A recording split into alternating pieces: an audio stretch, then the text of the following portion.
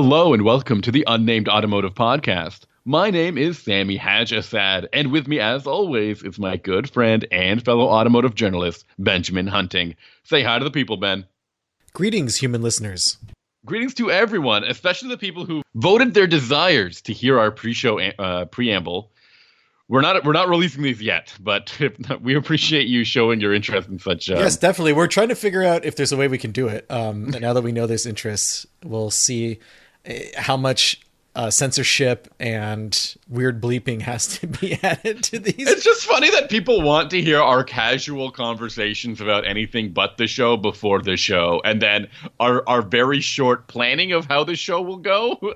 Sammy uses the word planning, but that's not really what I would call it. It's more like reading the tea leaves of what we're going to talk about. It's far less structured. You have tea leaves? I have coffee grounds. You may see that's why it's so unstructured, because we're not even drinking the same beverage in this fantasy world. That is the voice and sound of my good friend Benjamin Hunting, who is not only a professional automotive journalist, but he's also a very good friend of mine. He's such a good automotive journalist that you can find his work all over the internet. Isn't that right, Ben? That's correct. You can find my work at Motor Trend, at Haggerty, and at, let's go with, Capital One Auto Navigator. And you can find my work at Capital One's Auto Navigator, as well as Autotrader.ca and Driving.ca. Anyways, what's going on, Ben? What's going on is we're going to talk about some cars. Yeah, we're going to talk about some cars, but what have you been experiencing lately? Have you been experiencing a lot of snow? I have. I also fell down the stairs in my own house. There's some preamble that we're going to get into right now. Oh, my goodness. Yeah, I haven't done that. How many bruises do you have? Does it look like you got into a fight?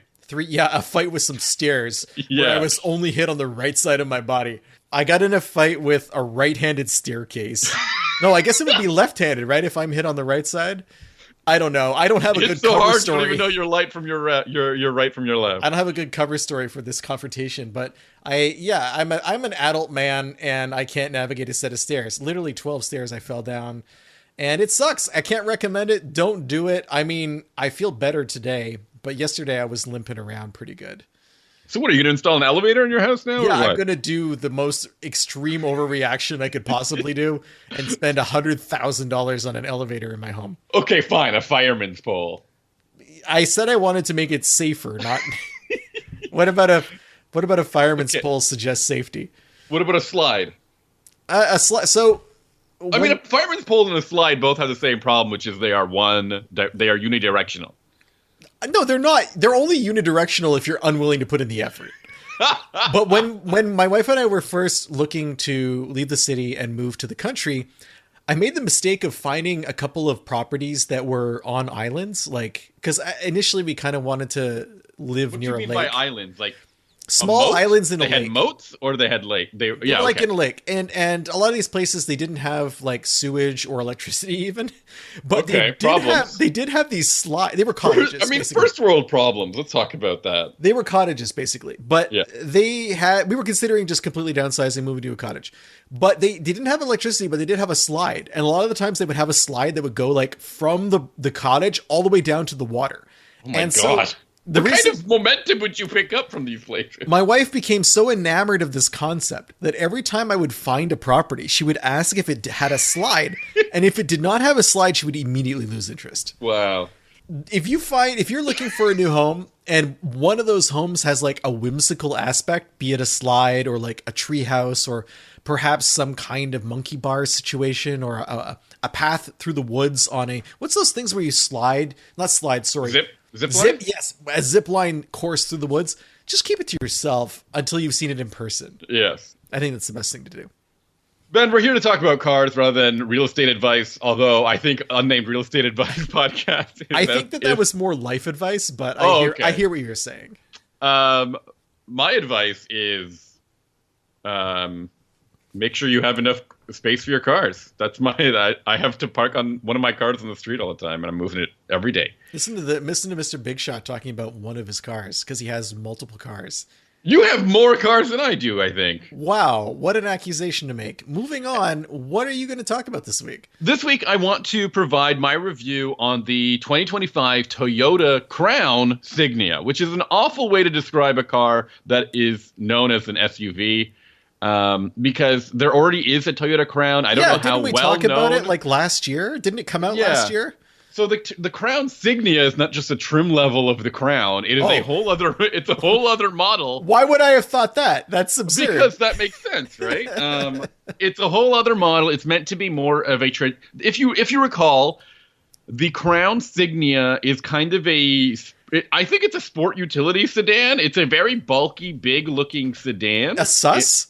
Yeah, I think it's a sus. Don't you think so? So the sus was invented, I want to say, by Subaru in the 90s when they made the Outback that we know and love today, and we'll be talking about later on the episode. But they also made a sedan version of the Outback that no one remembers and was exactly the same as the Outback, except it wasn't a wagon. It was a legacy. I mean, there was a legacy they forgot to. So you're saying put the wrong parts on. You're saying the original Crown is a sus and the Signia is a wagon. I haven't even said that yet, but yes, you stole my little headline. It's supposed to be an SUV, but it is very much a wagon. This thing has a lower overall height than a RAV4. Okay, but it's bigger than a RAV4. It is bigger dimensionally, like length and width. It's, okay, it's and the wheelbase especially is in favor of the Crown Signia, but the height is lower, and the roof line just seems really long. It looks like a long roof. To me, it feels like a wagon, and that's coming from somebody who has two Outbacks. This feels like a wagon. Again, I think with the humble brag. I think this is a very interesting concept that Toyota has developed. It is, I don't know how, I believe that this is replacing the Venza, if you recall the Venza, which was a fancy RAV4, basically. But the Venza wasn't always a fancy RAV4. It used to be a fancy Camry. It used to be a fancy Camry. And it was much better back then, I think. When it was just a simple car? Do you remember back when the Venza That's how I felt. That's how I felt about it. Remember when the Venza came out? It was the same era that the Honda Cross Tour came out. They came out almost exactly at the same time, I think. And it was, the idea was, hey, crossovers are selling well, but no one really knows what a crossover is, so we're going to try anything. And what Honda tried was super weird looking. And and then what Toyota tried was just kind of a crossover-ish Camry. And it sold so much better. And now whenever I see a cross tour, it's an event. Like, I stop, I take a photo, I try to see who the driver is because I'm curious about who a cross tour owner actually is. What kind of person? It's an interesting vehicle. Would they be wearing the hat inside their car or something? Exactly. When I see a Venza, however, I have no interest in looking at it. There is no feelings. There's no feelings, but I know they're really good. A friend of mine had one. His family had one. They loved it. Then I know somebody who's had one, and I don't think it died. I don't think it ever died. It's probably 400,000 kilometers in. Exactly. And it's totally running like it's like a curse. It's like you can't shake it. You have to go out at the full moon and cover yourself with wolf's bane, and then maybe you can get rid of your Venza. But why would you want to get rid of your Venza? Because it's so practical. Now, flash forward to today. There's a new Venza, which, as you mentioned, is a quote-unquote fancy RAV4, and I do not like it. So it's gone. As far as I can tell, it's no longer available on the Toyota website for 2025. The Venza is kaput. It is no longer available. And I think basically that's because it's been replaced by this thing, which is called the Crown Signia. Tell me about it. I want to know everything. Take the Crown, the Toyota Crown, and omit the high-performance engine option that you could get with the Crown. Wait, what? Yeah, so I don't know if you recall, there used to be a 340 horsepower version, I think, of the... It was the Hybrid Max, right? iForce Max? Hybrid Max? I can't remember what they called it. I think it's Hybrid Max. I think iForce is for the trucks. That's right. iForce is for the trucks. This was a Hybrid Max. And there used to be a pretty high horsepower model. I mean, not high horsepower, but I'm impressed. By 340 horsepower? If there was a 340 horsepower Outback, I would be psyched. Yeah, that's fair. That's a good point. I don't know if Subaru's ever made anything in a while that has more than 300 horsepower. I mean, not on paper. It's so funny. But this is a 240 horsepower wagon. It's all-wheel drive, only comes with all-wheel drive. And they say it's a bit more upscale, a bit more premium. Then though? Then you would expect, okay. I suppose, than what Toyota is known for. But to me personally, I jumped in it. First of all, the exterior of it looks closer to the new Camry, like the headlight design, the grille design, looks more like the Camry than I think the Crown. And the interior, although the design is identical to the Crown, to me it didn't feel like a step up from the Camry. Okay, but is that a problem though? Like, is there a big price delta between the Camry and the Crown Signia? The Crown starts at $45,000. And I want to say a Camry starts at 33? I think a Camry should be a little bit cheaper than that. A regular Camry is $28,000. Okay. And they're all hybrids now, remember that. So the Venza, the Venza, the non-Venza, sorry, the Crown Signia, it's 240 horsepower. I'm assuming that's a turbo 4 with no hybrid assist. It is a regular 2.5 liter 4-cylinder with.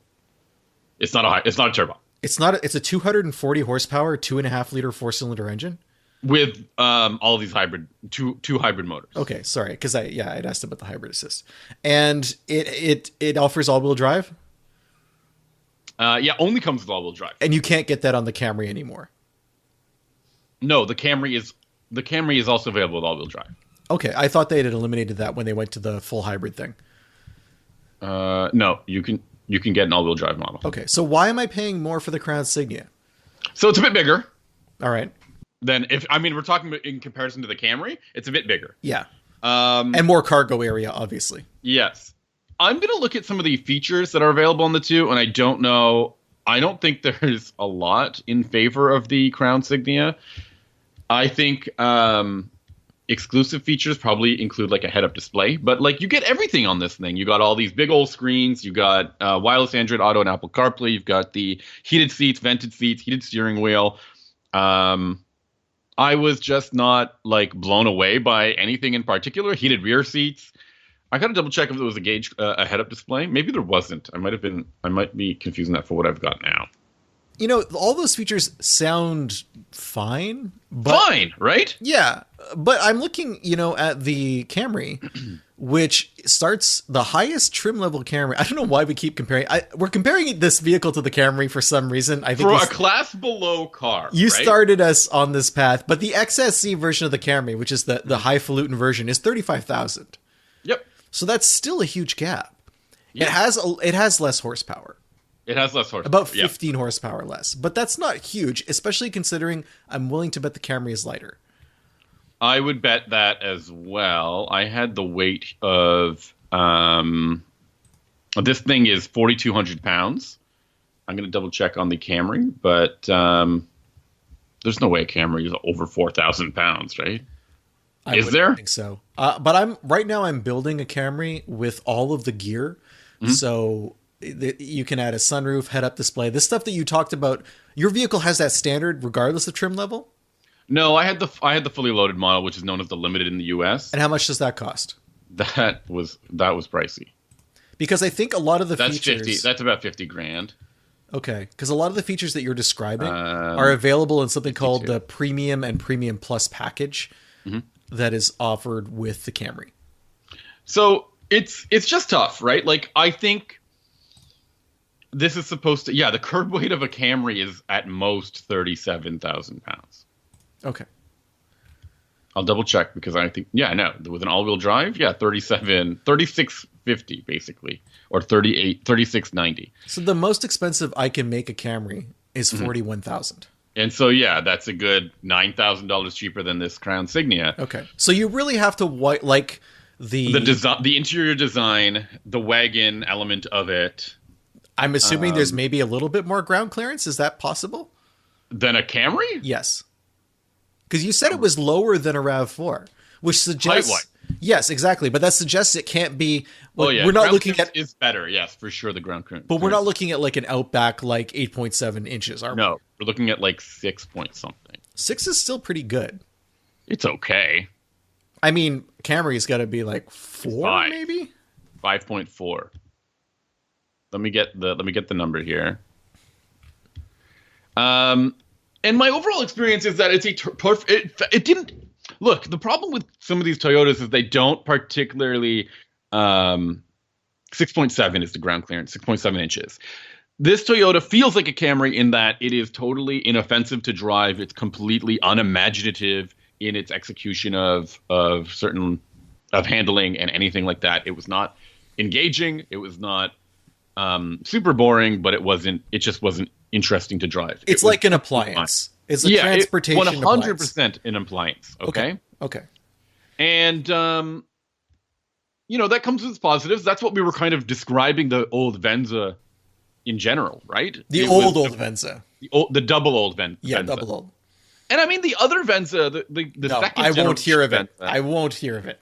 I didn't quite like, because to me that felt like a fancy RAV4 without the boxy design language of the RAV4. Right? I felt like it felt to me like a decontented RAV4. And I felt like the drivetrain was tuned to be particularly buzzy. This is buzzy. This is also buzzy. I don't know if this is a thing that's going on in Toyota right now, but and of course we were driving in really cold weather and with winter tires. Not my favorite winter tires. I believe they were the Scorpions, those Pirellis. My goodness.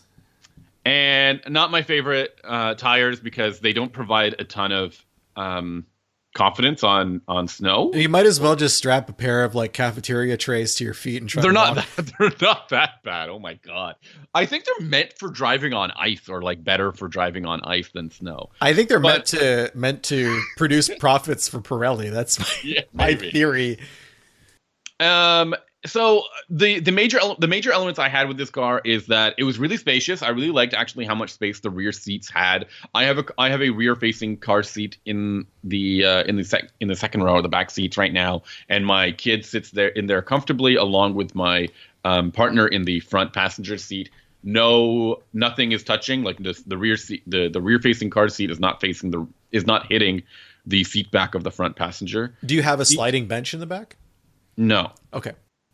So I was very happy with that, and even the cargo room was pretty good. I was able to put my kid's stroller in there, and I could go grocery shopping at the same time, which is cool.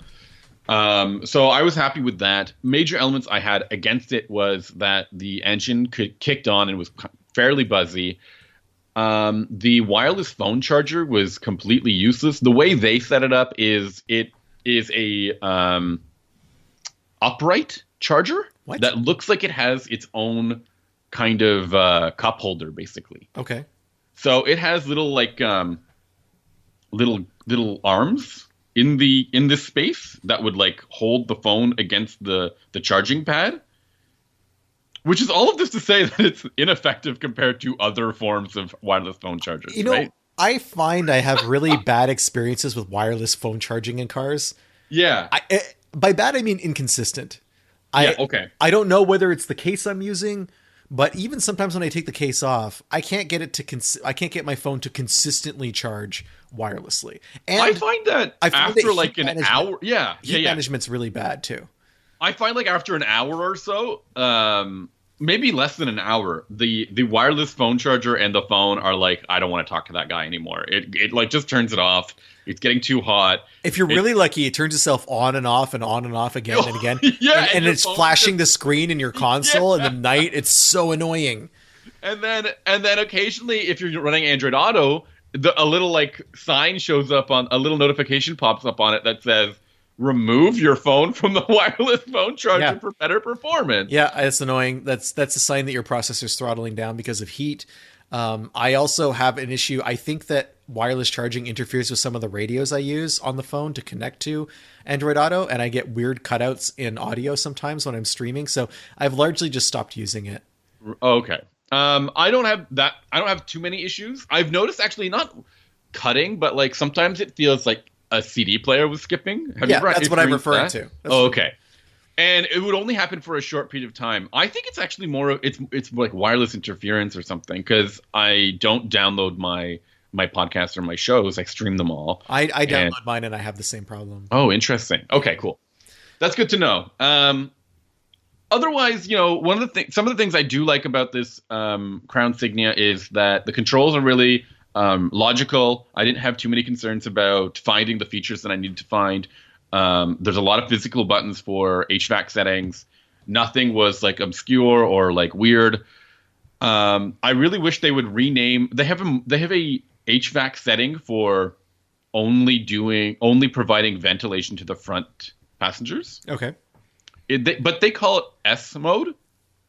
I don't know what. Why does it need a mode? Like, why does it need branding?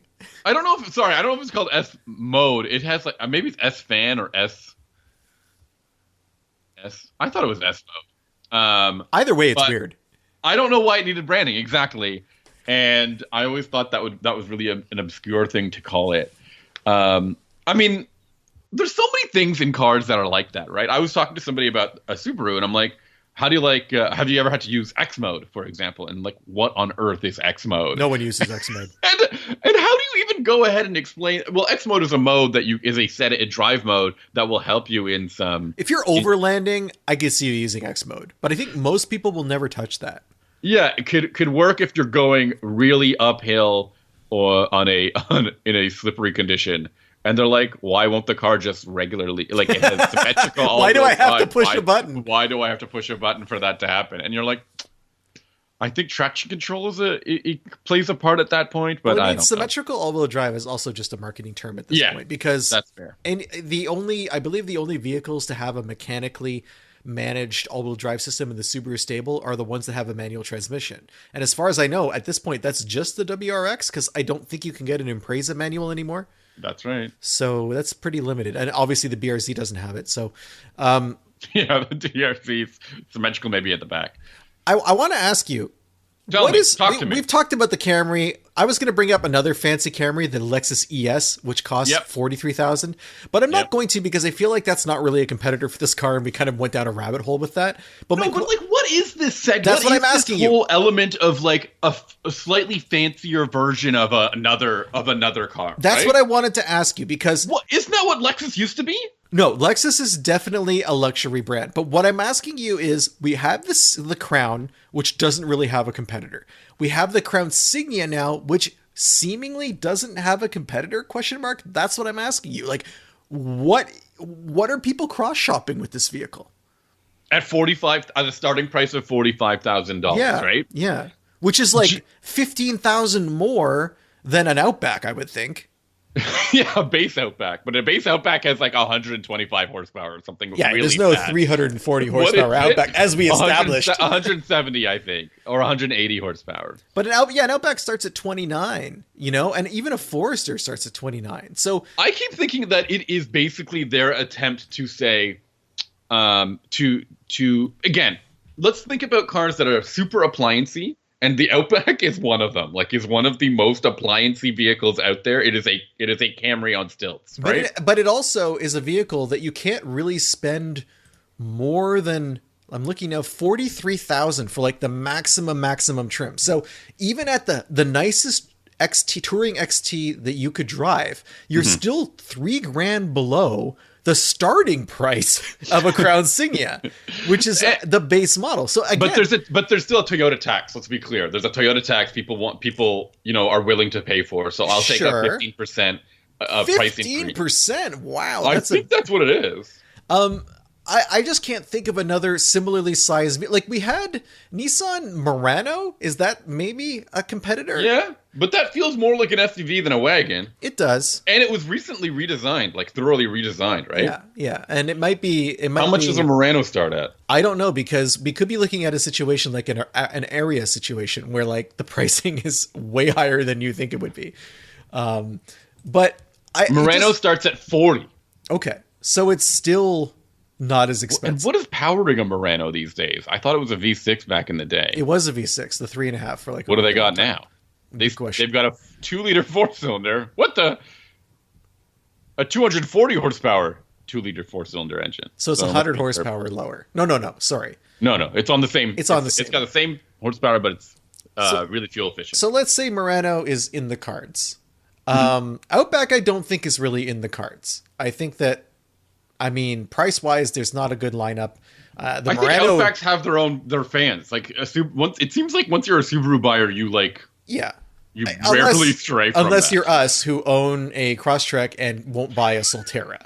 But I have a car built in a Subaru factory and then 2 other Outbacks. I have owned 5 or 6 Subarus over time. I liked the brand. You have a Leaf behind that you forget about all the time. I have historically I have enjoyed the brand, but Yeah. I want to buy an electric car next, and I'm obviously not buying a Solterra. But you're not buying a Toyota. A BZ4X, of course. Is that what it's called? No. Yeah. Which is the same car. Oopsies. So, outside of the Murano, which, as you said, really presents itself as an SUV more than a wagon, hard to think of anything out that's not a luxury model, you know? So you can still get an E-Class wagon, I think, and that's a whole lot more money. That's a different car, and that's brilliant, right? Like, that's a brilliant car. So There's no second guessing a Toyota true has luxury. Toyota has created 2 segments of one that have the same name. Yes. Is this they have this sub-brand. Is this a winning strategy for them? No. Okay. So why are they doing it? I don't know, man. Oh, man. I wish we had I don't the know. answers. I don't know. I wish we had the answers. I don't know. I don't even know where this car is, if this car is built in North America or not. And I don't know what that, if that's easy for them to make. And it's not a bad car. Like, again, you said it's just very appliance-like. It's totally fine, but it's not $45,000 fine. No, absolutely not. What's the price in Canada? You don't want to know. My car was like $70,000, I think. $70,000? It felt like it. Yes, absolutely. Let me double check. That's more money than the vehicle I'm going to talk about today. Crown Signia price label. Let me look at it right now. 62. 62. Okay, very close to the vehicle I'm going to be talking about in a few minutes. And the vehicle I'm going to be talking about is a recognized luxury car. Yes. So you're not second guessing this. Okay. All right. Well, would you recommend this vehicle? I don't know. If you like the idea of a wagon and are willing to spend a lot of money for it. Now, this is what I was thinking about, actually.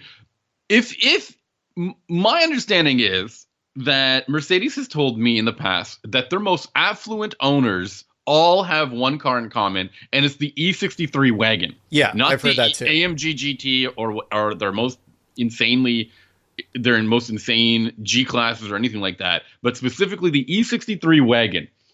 So maybe Toyota believes that they have affluent buyers who are willing to spend about twice the price of a Camry on a wagon themselves. I mean, Toyota obviously does have affluent buyers. I am willing to believe that Toyotas are the second car of choice for a wide range of affluent buyers. It's not shocking to me. There is one other company that we didn't talk about that's still on the wagon train. Okay. And that's Volvo.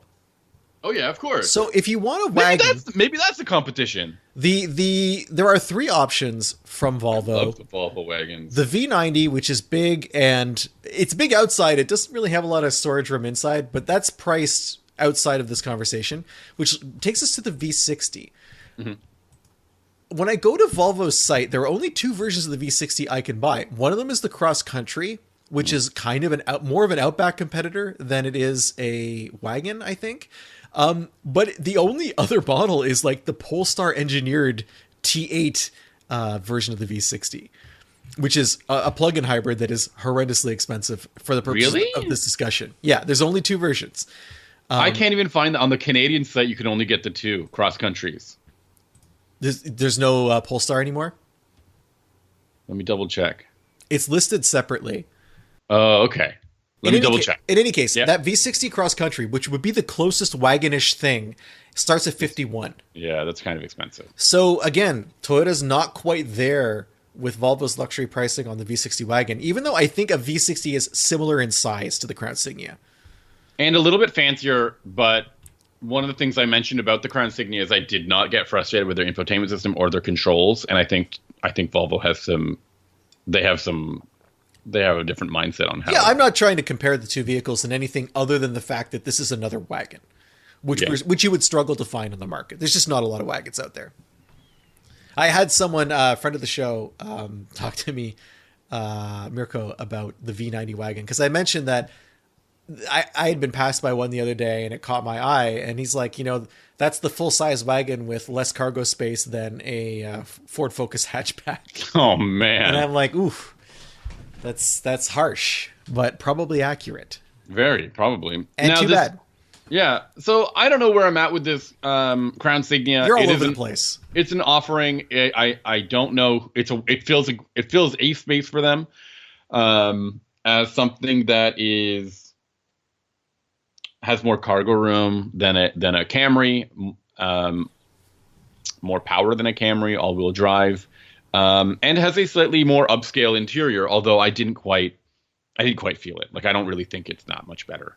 So it's got to be out there for the right person, and I'm sure that the sales will be very limited, in particular for who very specific to who this customer is for. If Toyota is willing to develop for a small audience, then I mean, let them do that. They're the kind of company that's big enough where this isn't an issue financially. We used to talk about all of the weird cars that they used to have, like the Camry Solara convertible, or a Camry coupe, or like all of the Celica variants that they used to have.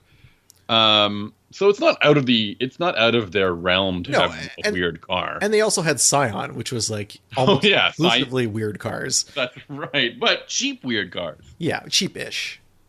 No, cheap weird cars. They're all variants of like a Yaris or a Corolla, right? Oh, there was the TC. That's just a Corolla coupe. The TC was a Corolla coupe? I don't think Essentially, it was a Corolla coupe. This had the same time. powertrain and platform as Sammy, a Corolla. The TC Release Edition 8.0 had nothing to do with the Corolla coupe. I love that body style, though. Come on. What I liked about the TC was it didn't try to be sporty. They were like, it looks sporty, and that should be good enough for you. And there was an era when car companies tried to get people to buy cheap cars. Like, way back when 30 years ago, when the Earth was new, there were still cheap cars on the market that weren't SUVs, and they would like stuff like the Fiero and the Pulsar from Nissan, and there were all these small coupes that looked really cool and sporty, but had like the most anemic drivetrains. Yeah, and it was designed to make you feel like you were driving something that had high performance without making you pay for it. And I feel like the TC was like the extension of that feeling. Right. And nowadays that doesn't exist anymore. Like nowadays you get an SUV that feels rugged and cool and stuff, but it's not meant to feel performance-y. You know, like street performance has been so de-accented in the entry level. Like, now you get a Ford Bronco Sport with like the Wild Peak or whatever it's called, and that's where that lives now. I did a whole story about these off-road packages, and there are so many that are complete duds. Yeah. Anyways, I don't know. I thought the idea of those like sport compacts, is a TC really that different than a Civic coupe, right? Well, not a Civic. It's not that different I think, except how it was the concept. Marketed. I think it was they tried to market it as being somehow different, but conceptually, yeah, you're right. It's very similar. But the idea of those release series were actually really cool. I thought that's what helped them stand out in a way. But back in the day, you could get like really stripped down Civic coupes, right? Like you could get, what was the DX was the hatchback or something. Mm-hmm. And those were models that had almost no gear. And the TC was never like that. I don't think there was only one trim level, right? Yeah. And it was pretty well equipped. So they were walking that line. That's fair. I always thought that, there's like all these concepts as to the TC was like a replacement for the Toyota Celica, however you want to pronounce it. I say Celica because I'm a Philistine. And I think that's funny because, the Celica had a long lineage, right? Like it was around for a long time. Yeah, 25 years. A lot longer than a TC, man. Maybe not even 25 years. Maybe 15?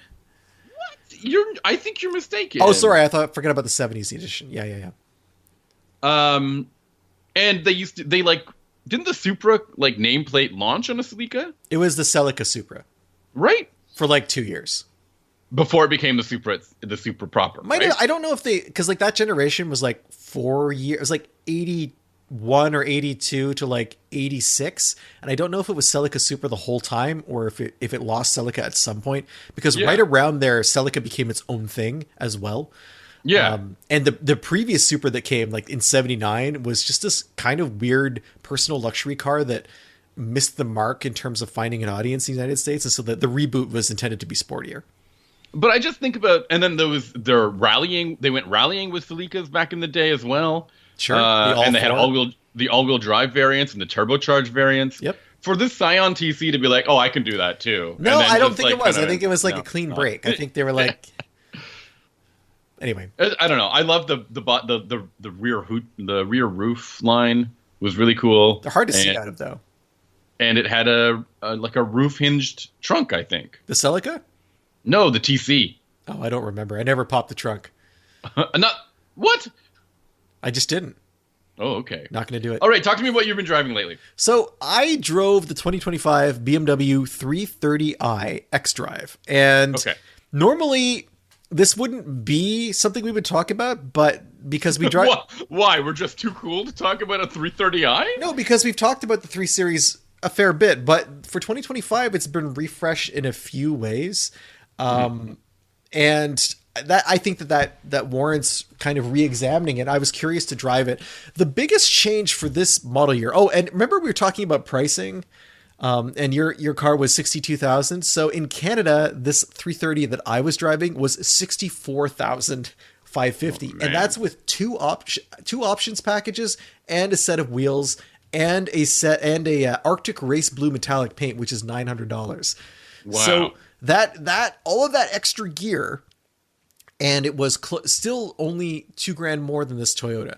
In the United States, it's a lot cheaper. It starts at $46,000. In Canada, you can only get all-wheel drive. In the US, you can add all-wheel drive for I think about $2,000. So the version of the vehicle I drove, it wasn't super loaded. Like I mentioned, it has packages. It had something called a premium package, which gives you a different sound system, some more cameras for the surround view for parking, something called a digital cockpit professional, and a head-up display, that kind of thing. All that stuff is nice to have. It came with an M Sport package, which gives you more meaningful upgrades, I think. An M Sport suspension, an aerodynamics package, which is kind of flash more than actual performance for the speeds this vehicle goes, I think. But and variable sport steering for $2,000, I'd say it's a decent sport suspension package to get. But there's stuff missing from this car that really surprised me. What? Like what? It did not have adaptive cruise control. Oh, come on. No way. I can't remember the last time I drove a car that didn't have adaptive cruise control. Are you sure? Because like we mentioned last week when I was talking about the X3, a bunch of their controls for like adaptive cruise control is in the infotainment system rather than something you can adjust on the steering wheel. It's entirely possible that I could not find adaptive cruise control on this vehicle. But there wasn't a button on the steering wheel? On your X3, did you have a button for gap adjust on the steering wheel? No. Did you have any kind of button that allowed you to switch between one type of cruise control and the other? No, just a regular cruise control button. And that would be it. So it is possible that it's installed, and I did not know how to find it. Let me double check for you. Yeah. This is following up on the conversation we had about how that's not a good thing to have in a modern vehicle, right? It wasn't a problem for me because I only used cruise control a couple of times while I had the vehicle during the week. So it wasn't a major issue. And in fact, it was kind of like a bit nostalgic to go back to a world where I'm controlling the speed in traffic. That is what surprised me, especially since it has the new version of iDrive 8.5, which just came out. Okay. I did not like the fact that I've lost the control binnacle on the dashboard. It's just a big rectangular screen. Same thing I complained about with the M5. Same thing we talked about with the X3. Not a big fan of that. I did like the interior though. I found it to be very useful. I like the exterior look too. It's a pretty handsome car to look at, even in the base model. I think the extra aero from the M Sport package helps with that. It had 19-inch wheels as well. Maybe that fills things out a little more, makes it look good. Never forgetting, this is the base model version of the 3 Series. Right. But the biggest change, aside from those tweaks, is the fact that it has a 48-volt mild hybrid system attached to it now. Okay. Mild hybrid systems, they can't move the car. Like, it's not designed to provide locomotion to the vehicle, but what they do is in a lot of cases replace the starter motor entirely with a generator. And when you do automatic start stop, the 48-volt battery, it will provide a little bit of an extra boost on on startup when you're pulling away from a stop. It can add to the drivetrain, and it can power some vehicle systems if necessary.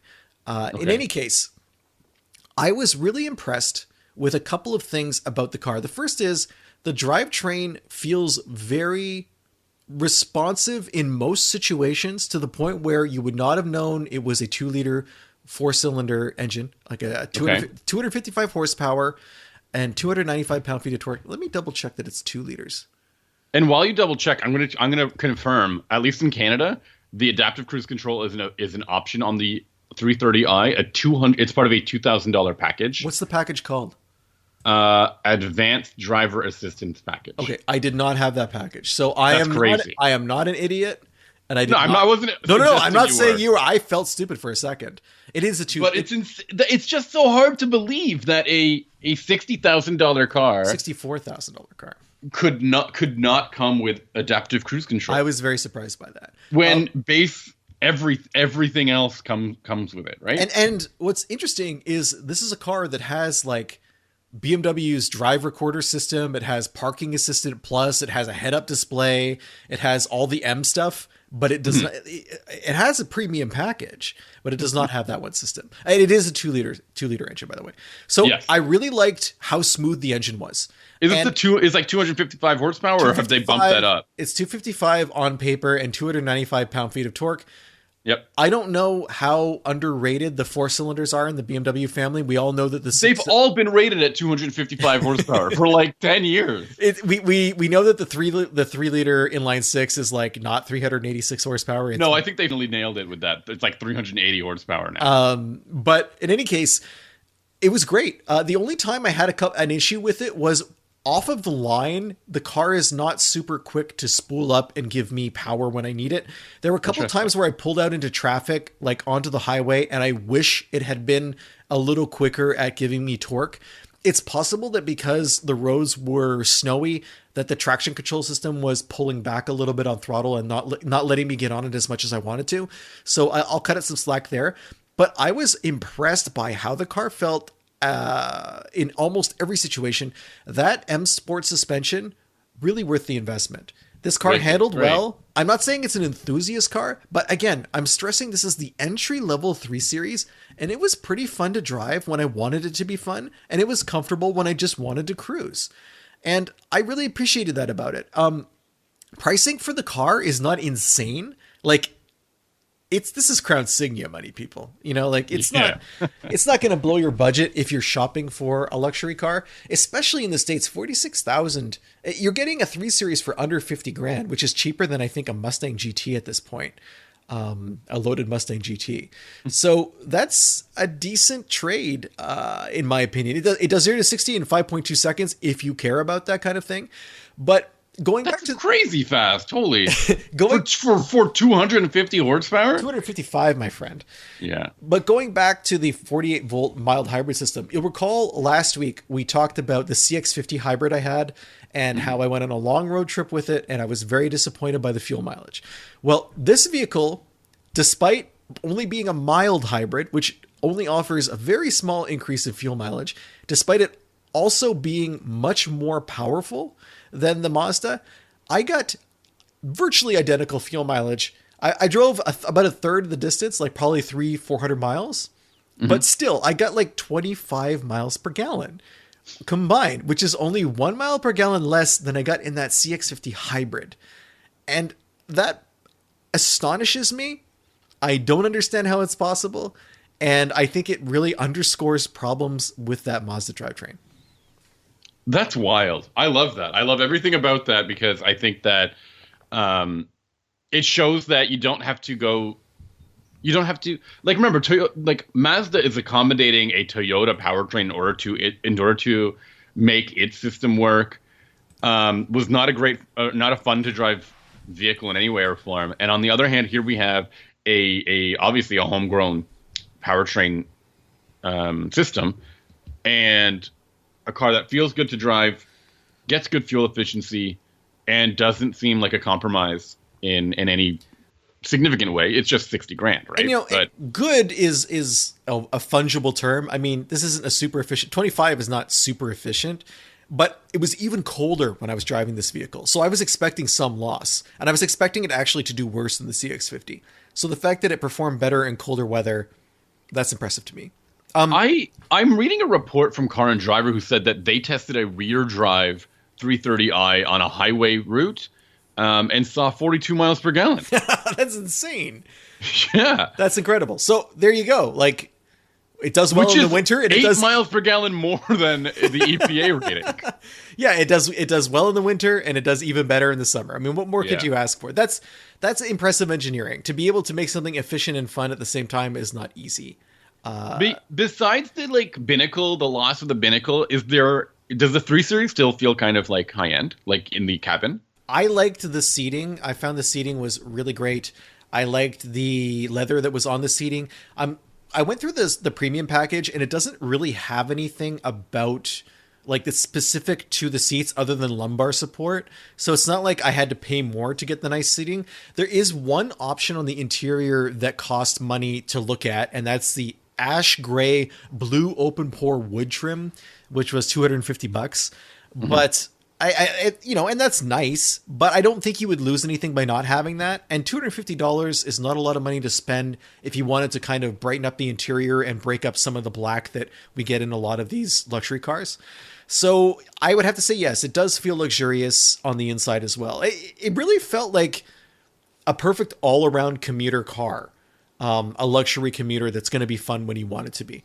And that in the past, I haven't always felt that way about the 4-cylinder 3 Series. So that was nice. I think this is an interesting part, right? Like, I think in the past, these entry-level sports sedans, they could have been criticized for kind of phoning in the cabins in terms of materials and details. And I think since then they've pushed the pricing of these vehicles a little bit further up. There's also now like a different entry-level class of luxury vehicle for BMW and also Mercedes and Audi with the 2 Series and all the SUVs, right? Like the X and all the SUVs, the X1, right. I think have really sucked up a lot of that customer base. And it allows them to increase the price of the 3 Series, but also increase the feeling of luxury in those cars as well. So overall, a good experience. I did something stupid with the car. So last week my snowblower broke. I've had this electric snowblower for 8 years now, since 2017. It's by a company called Snowjo, and it's battery powered, lithium ion batteries. And I used it a lot in Montreal to clear out my my parking spot and the alley area behind the parking spot. And I would help out in the alley if I had enough left on a charge. And when we moved out here, the driveway is obviously much larger. And last year we didn't get a ton of snow, but we got enough. And I ended up ordering an extra set of batteries for the Snowjo. And then this winter I ordered another set again, so I would have 3 sets that would let me do the whole driveway without having to worry about charging. A couple weeks after I did that, something broke inside the snowblower where it still moves forward and backwards, but the auger won't spin anymore. There's I can hear the motor moving, but it won't spin it. Maybe there's a belt, maybe there's gearing inside that's broken. Whatever it is, I had to ask a neighbor of mine who does snow removal if I could, get on his list and pay his company to start removing snow from my place. So he said yes, and there was an in-between time while I was waiting for him to start, and there was a snowstorm in that period. And I came into my driveway, and when I was doing that, there was a compost bin that we had out that was in the way, and I had to kind of do a wide curve around it. But in doing the wide curve, I ended up nosing part of the car into an uncleared area of my driveway. Oh, no. And at the same time, the plow had gone by on the dirt road, which meant that there was a big buildup of snow at the lip of my driveway. Essentially, I high-sided the car. Yeah. And what happens in this case is the car is not in a snowbank, it's on top of one, and you have to dig out the snow that's underneath or it won't move. And this was frustrating because it's not the middle of the night, but it's 7 or 8 o'clock. I just want to be home. I ended up on my hands and knees for half an hour digging the snow out. And then one thing that impressed me about the car is in the past when I have had BMWs get stuck in my alley in Montreal because snow removal is not great. And I would have the door open and I'm trying to push the car and it won't let me do that because if the door's open, it puts it in park because it doesn't want you to get, run over. In this case, it has the little toggle switch for the transmission instead of a traditional shifter. And I was worried I wouldn't be able to rock the car back and forth, which is a really good way to get out of a stuck situation, because you can maintain your momentum going forward and backwards enough to kind of rock it out of the ruts that the vehicle's in. I was able to flick that transmission thing back and forth quickly enough and have the software engage quickly enough to get me out of the situation and kind of back me out of it once I'd done some digging. So the reason I'm bringing this up is because I like sedans, and our next vehicle is likely to be a sedan, an electric sedan that's rear-wheel drive. And I've, in the past, had rear-wheel drive electric vehicles in snowbanks in my driveway and had no problems. But ground clearance does make a difference. And perhaps there is some situations where you could justify a little bit extra ground clearance of an SUV in the winter to deal with this kind of thing. That being said, those days are going to be so rare.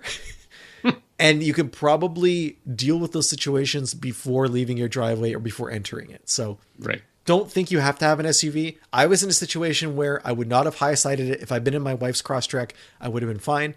But the BMW was a little too low for me to handle that. That's fair. I understand. I mean, that's one of the things that people are always worried about with sedans versus SUVs. And it happens every so often, right? Yeah. I mean, pretty rarely. I can't remember the last time I did it, and I felt dumb, but at the same time, it humbled you. It didn't humble me. It made me think like maybe you should have been paying more attention to how much snow was in your driveway. That's what it did. Anything else you want to talk about this week? No, I think I'm good. Sammy, what are you going to talk about next week? Next week, I finally got my hands on the Toyota Land Cruiser. And I want to talk about that. I'm also considering heading on over to the Toronto Auto Show because there's a couple of things that are making a Canadian debut that I'll be able to get a closer look at. So we'll see how that goes, and I'm eager to share that experience with you. And I'm going to be talking about a vehicle we mentioned a couple of times in this podcast, the Subaru Outback, specifically the Outback XT. So I have some thoughts about that. Wicked. I can't wait. If you're listening to this episode and you haven't subscribed to our podcast, I really encourage you to do that. It's really easy to do so. Just search for the Unnamed Automotive Podcast on whatever podcast client you are looking for. And in addition to that, you can head on over to our website, unnamedautomotivepodcast.com. You'll find all of our previous episodes. There's well over 300 episodes to listen to. Lots of lore if you really want to catch up on that. And you can see links to some of the articles we published on each of these vehicles, as well as photos or any other details that you may be looking for. Of course, the most important thing on our website is that there's a contact form. You fill that out, and it lands in our inbox, and we can talk to you about it.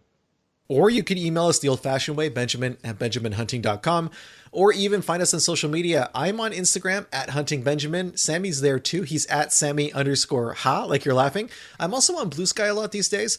You can find me also @huntingbenjamin, or you can find Sammy there in the confusing account @Sammy-ha, like you're laughing.